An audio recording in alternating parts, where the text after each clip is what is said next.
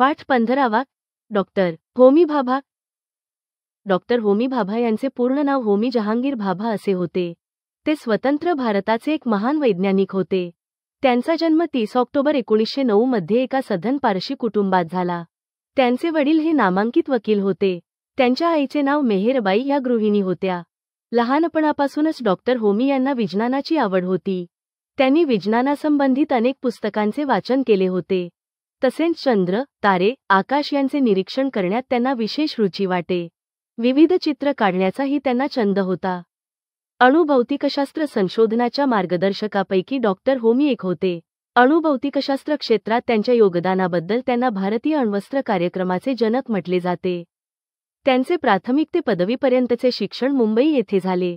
मुंबईतील एफिन्स्टन कॉलेज आणि royal institute of सायन्समधून त्यानंतर BSc पास झाले. मुंबईतून शिक्षण पूर्ण केल्यानंतर भाभा इंग्लंडमधील केम्ब्रिज येथील कैयस कॉलेजमध्ये 1927 साली अभियांत्रिकीचे शिक्षण घेण्यासाठी गेले. केम्ब्रिज विद्यापीठात राहून त्यांनी 1930 मध्ये बॅचलर पदवी मिळवली. तसेच पॉल डिरेक यांच्या मार्गदर्शनाखाली गणित व पदार्थ विज्ञान या विषयांचा अभ्यासही केला. या विषयात त्यांनी अनेक बक्षिसे व शिष्यवृत्त्या मिळवल्या. 1940 मध्ये ते मायदेशी म्हणजे भारतात परतले. यानंतर ते प्राध्यापक म्हणून विज्ञान संस्थेत नियुक्त झाले. कुशल बुद्धिमत्ता लाभलेले डॉक्टर होमी भाभा यांनी टाटा यांना इन्स्टिट्यूट उघडण्यासाठी प्रेरित केले. अणुऊर्जेने वीज बनवण्याचे होमी भाभा यांचे स्वप्न टाटांच्या मदतीने साकार झाले. भारताला अणुऊर्जा बनवण्याची महत्त्वाकांक्षा आकार घेऊ लागली, ज्यामध्ये तत्कालीन मुंबई सरकारचे आणि भारत सरकारचे पूर्ण सहकार्य मिळाले.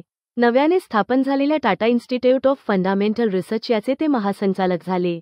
स्वतंत्र भारताला समर्थ आणि बलवान बनवण्यासाठी ज्या महान व्यक्तींनी जीवाचे रान केले त्यात डॉक्टर होमी भाभा यांचे नाव आवर्जून घेतले जाते. त्यांनी अणु आणि अवकाश क्षेत्रात जे कार्य केले त्यामुळे जगभर भारताचे नाव झाले.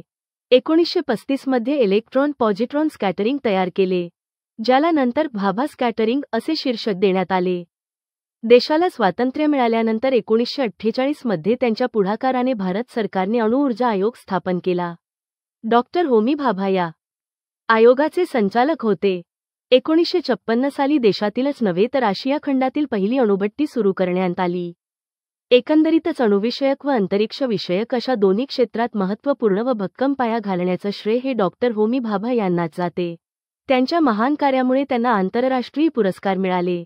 भारत सरकारनेही त्यांचा पद्मभूषण पुरस्कार देऊन सन्मान केला होता.